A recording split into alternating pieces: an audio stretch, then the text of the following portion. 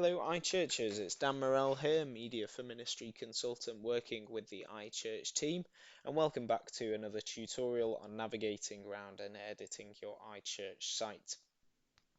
We have gone through really all of the fundamentals of editing your website, and now this kind of next section of tutorials is really just looking at the additional bells and whistles that your iChurch site can offer.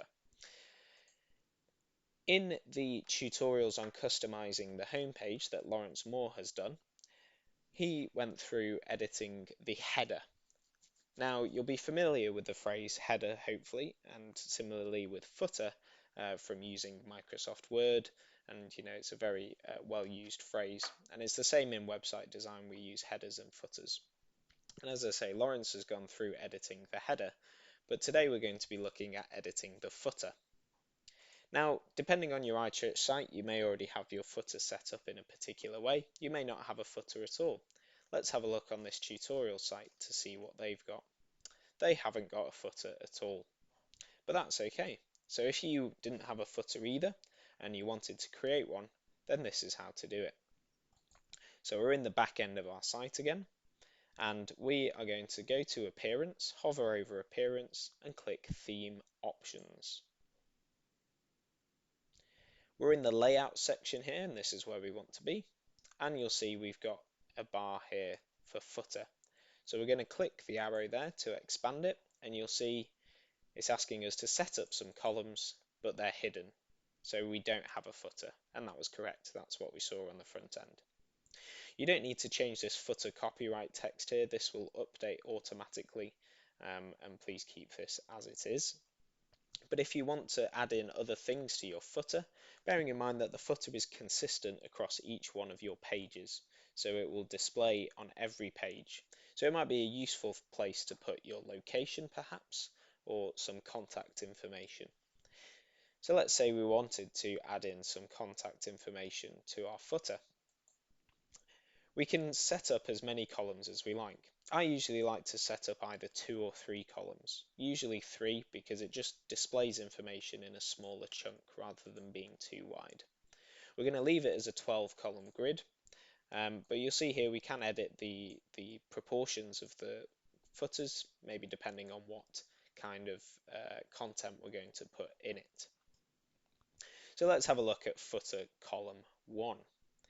So if I was to just save these options, which I can do it straight away by clicking Save Options here, and again looking at the front end using that 2-tab editing to see what it looks like, here is one of our columns. This is the About Us, in this case, column. And you'll see we've got that here. So we can change this. You'll see we've got a similar thing vaguely resembling the classic editor here. So we can edit this information. And of course, I'm not really going to go through the details of editing that information, but you can add pictures as well. You'll see these things here with the percentage signs next to them.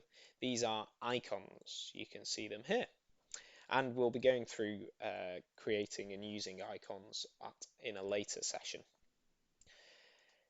If we wanted to put something in the other columns, the other 2 columns, we've got number 2 and number 3 here, then we simply select content type and click custom content.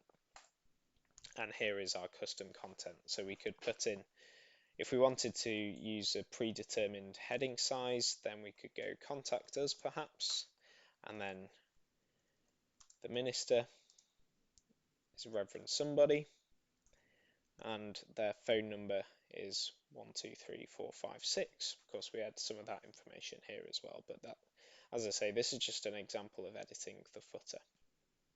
And again, with column 3, we can go to custom content and put something in.